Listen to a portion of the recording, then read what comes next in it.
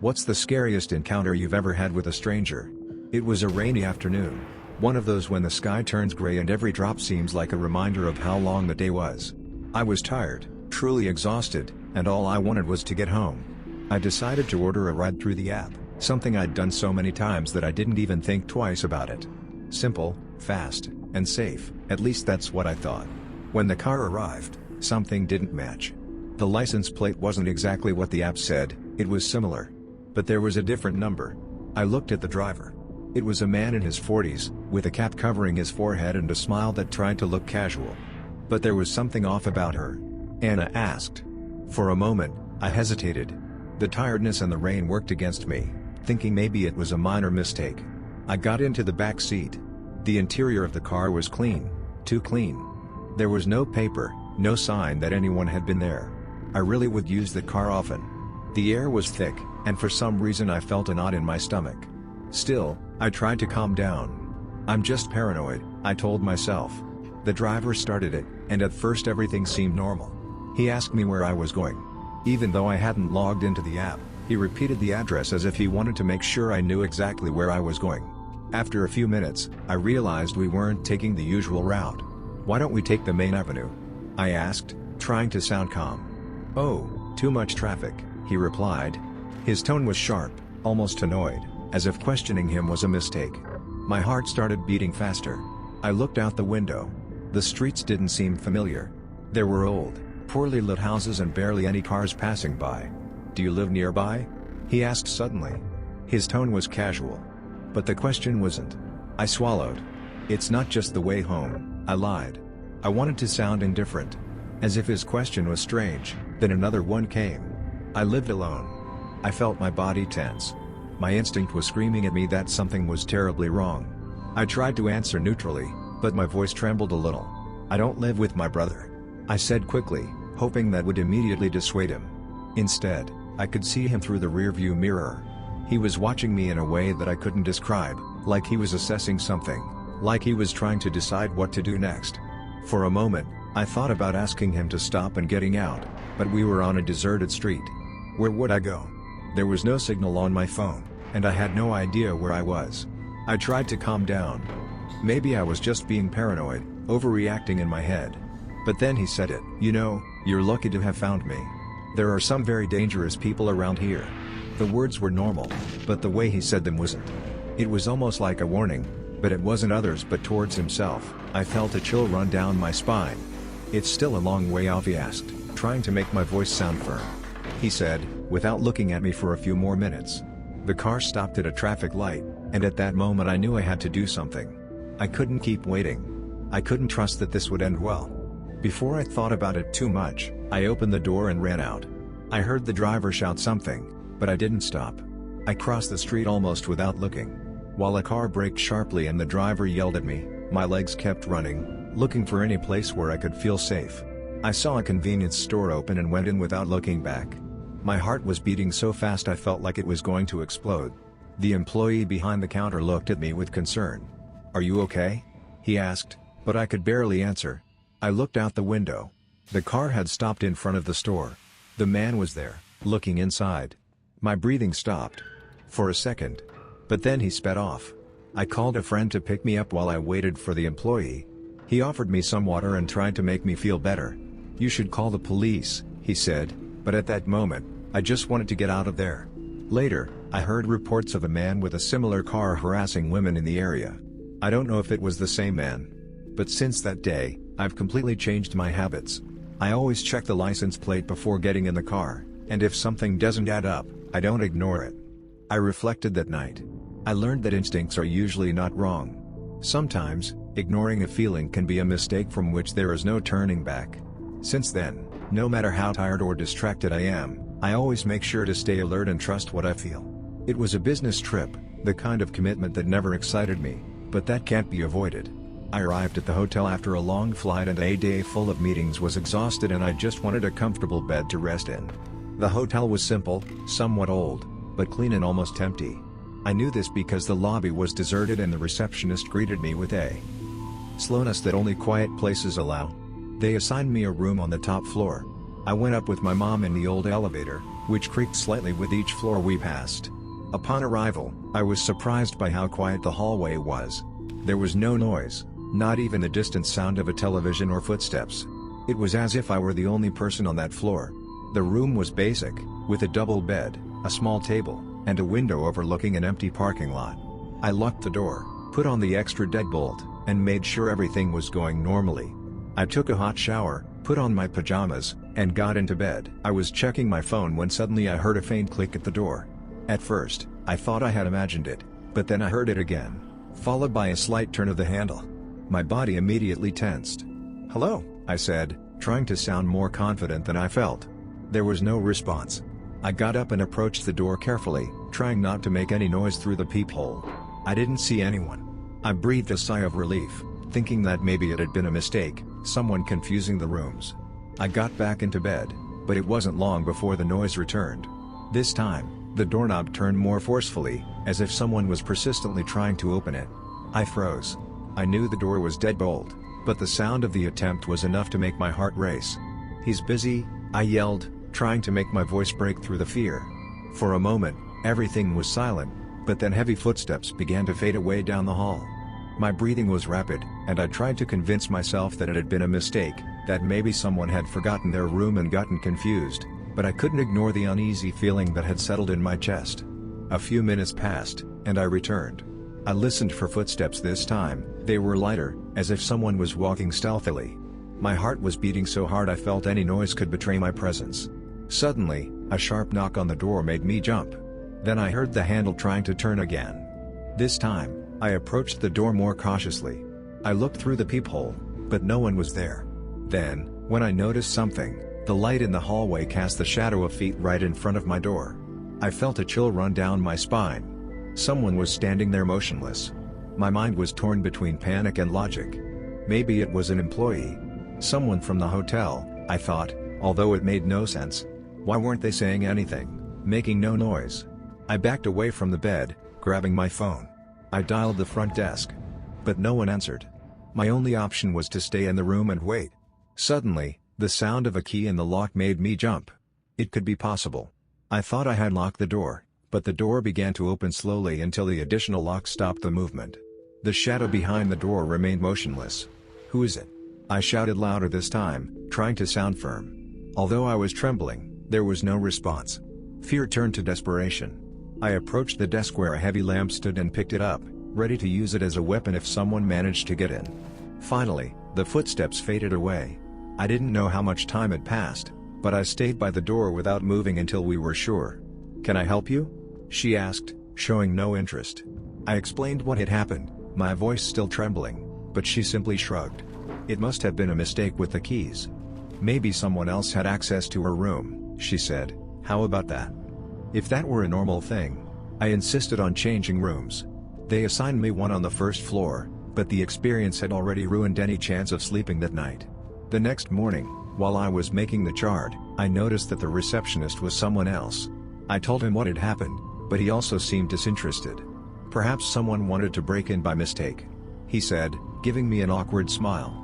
I never knew who was behind that door or what their intentions were, but since that day, I never enter a hotel room without making sure everything is completely closed, including the extra latch.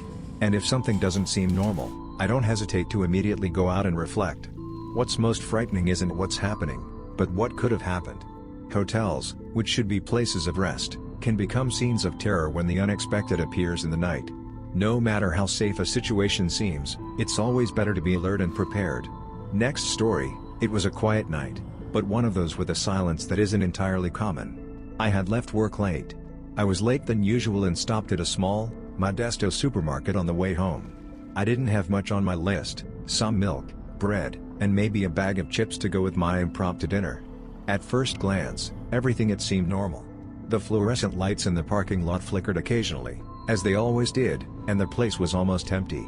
Only a couple of other cars were parked near the entrance. While I was shopping, I noticed that there were very few people inside. The cashier was a young man, probably a student, and he seemed more interested in his phone than in any customers. I thought it would be one of those boring nights where the only noticeable thing would be the accumulated tiredness of the day. But when I left the supermarket with the bags in my hand, That normalcy was broken in a somewhat disturbing way. At first, I didn't notice it. I was just walking toward my car, thinking about the week that lay ahead. But then, I felt something. I couldn't explain it with precise words, but it was as if a pair of eyes were fixed on my back. The kind of sensation that makes you instinctively check over your shoulder. And there he was, standing a few steps from my car, right under one of the flickering lights. It was a man in his midsection age.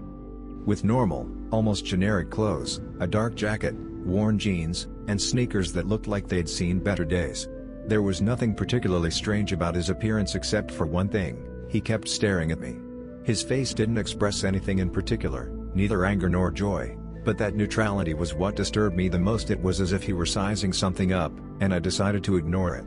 Maybe he was waiting for someone or had simply chosen that place to stop. I tried to ignore it. As I approached my car, but with each step, I felt his gaze grow heavier. I reached the driver's door, and as I was swinging my bags around to look for the keys, I heard him speak for the first time. "Hey, do you need help with that?" His voice was calm, too calm, as if it were rehearsed. I looked up and looked directly at him. For the first time, his eyes were dark, deep, and there was something in them that I couldn't decipher, something that turned me on. My hair stood on end. I said no with a quick gesture, not daring to answer him.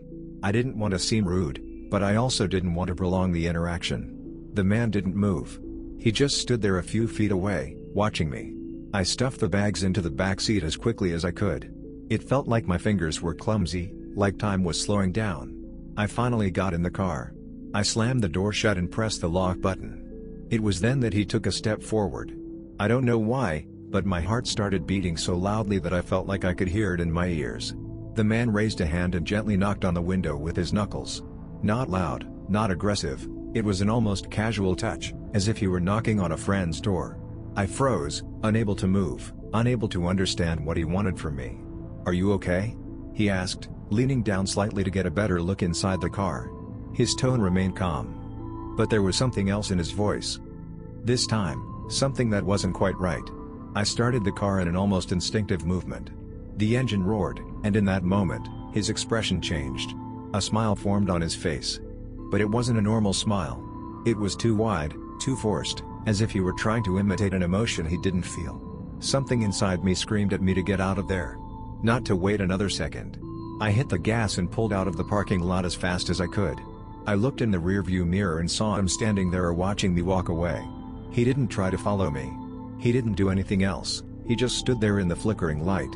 That disturbing smile was still on his face. When I got home, I could still feel my heart racing. I checked the door locks twice, even closing the windows. Even though I knew I was probably exaggerating, the feeling of unease wouldn't go away. That night, I could barely sleep. When I finally made it, I dreamed of those dark eyes, that wide smile. The next day, I decided to check the supermarket's security cameras. I didn't know exactly what I was hoping to find, but I felt I had to. I spoke to the manager, and after some awkward explanations, he agreed to show me the footage from the night before. But when I watched the video, my skin was still there. I was leaving the supermarket with the bags, walking toward my car, but he wasn't there. The space where he should have been was empty. I looked again and again, trying to find some trace of his figure, but there was nothing, as if he had never been there. I don't know if it was my imagination, a trick of the light, or something beyond my comprehension, but ever since that night, I checked twice before getting into a car and completely avoid that supermarket. It's one of those things you can explain but never forget. One of those stories that stay with you in the dark, when the world seems a little bigger, stranger than it should be. Next story. It was a cold winter night, one of those nights where the air feels heavy and every breath becomes a cloud of steam. I was returning home late after a long day at work, as I usually did, and I took the last bus that passed through the area. It was a route I knew well, having taken it so many times that I knew every stop, every turn, even the specific sound the door made as it closed that night. However, everything felt different. The bus was almost empty, there were only a few people scattered about. Most of the seats had their heads down, lost in their phones or simply looking out the window. I sat near the back in my usual seat, one of the last ones by the window. I always liked sitting there, away from the door, and from the stares of others. Everything was as usual, or so I thought, until I noticed a woman sitting a few rows back. She didn't seem out of place at first glance. She was wearing clothes normal for the cold, a thick coat, A dark scarf wrapped around her neck, and her hair fell over her shoulders as if she hadn't combed it in hours. But there was something about her that made me uncomfortable. I don't know when exactly I realized it, but she was looking at me, not in a casual or distracted way like any other passenger would, but with an intense stare, as if she were waiting for something from me. At first, I tried to ignore her, thinking that maybe I was just one of those people who didn't realize how uncomfortable it could be to stare at someone for too long. I took out my phone and swiped through the screen without really paying attention to anything, but every time I looked up, there she was. Her dark, unblinking eyes remained fixed on me. The bus continued its journey, moving forward through increasingly deserted streets. The streetlights flickered weakly on the snow that had accumulated on the sidewalks and inside the vehicle. Only the constant hum of the engine and the occasional click of the driver shifting gears could be heard. That's when the woman did something that set my nerves on edge. She slowly got up from her seat and walked down the aisle with slow, almost deliberate steps. She stopped right in front of me. Without saying a word, she sat down in the seat opposite me. My hands instinctively gripped the phone. I didn't know what to do. It was too close now, and her gaze was still just as intense, just as unsettling. "I've seen you before," she said suddenly. Her voice was low, barely a whisper, but clear enough to hear. Over the noise of the bus, I tried to smile, even though my mouth felt dry. "No, I don't believe it." She tilted her head as if assessing my response, as if she knew something I didn't. Then, just as calmly, she repeated, "I've seen you before." Something inside me was screaming at me to get off. At the next stop, I wanted to get out of there as soon as possible, but part of me was paralyzed, trapped in the discomfort of the situation. I looked out the window, searching for landmarks, but at that moment, the bus was moving through an industrial area with dark buildings and deserted streets. It wasn't the best place to be alone in the middle of the night. Then, without warning, the bus suddenly stopped at a bus stop in the middle of nowhere. No one rang the bell. The driver didn't even make the typical bus stop announcement, he simply stopped. The woman leaned toward me, her face now barely inches from mine. I could feel her breath, cold as winter itself. "Don't get off here," she whispered the warning. It came like a blow, a chill ran down my spine. But before I could answer or even think about what was happening, the front door of the bus opened slowly. With a creak, a man got on. I don't know how to describe it exactly, but something about him was wrong. His clothes were normal, a long coat, dark jeans. But there was something about his posture, the way he looked around with a blank expression, as if scanning every corner of the bus for something or someone. The woman in front of me didn't move. She just watched me out of the corner of her eye, as if waiting for my reaction. On the other hand, I felt my heart beating at 1 per hour. The man walked slowly down the aisle, his gaze passing by each seat until he reached our row. He stopped right in front of us, looking at us one by one. His expression was unreadable, but his eyes lingered on me for a second longer before continuing toward the back of the bus. At that moment, I realized something. The woman wasn't looking at me anymore, her attention completely fixed on the man, her jaw clenched, her hands clenched in her lap. The bus started again, and with each passing minute, the tension grew more unbearable. I couldn't stop. Think about what she had said, "Don't get off here." Why she had said it. Who was that man? A few stops ahead, the woman suddenly stood up and looked at me one last time, and without saying anything else, she walked toward the door and got off the bus. I stood there watching her walk away along the snow-covered sidewalk, her silhouette fading into the shadows of the buildings. The man didn't move for a while. He sat still in his seat. He stared out the window as if nothing had happened, but I could feel him. I knew he was somehow aware of my presence. When I finally reached my stop, I hurried to get off. I walked quickly without looking back, feeling that strange sensation of being watched all the way home that night. While I was trying to sleep, I couldn't get the woman's words out of my head, her intense humility, the way she had warned me just before the man got on, how she knew who she was. It was weeks before I took that bus again at night, and when I finally did, the feeling of unease never really went away. I looked out the window, hoping to see her face in the crowd, or worse, that man's. Man, sometimes I wonder what would have happened if I had gotten off at that stop. If I had ignored the woman's warning, maybe I'll never know, but every time I get on a night bus, I can't help but look for her, wondering if I'll ever see her again, and especially wondering if she really saved me from something that night, or if I was just part of something much darker than I could ever imagine.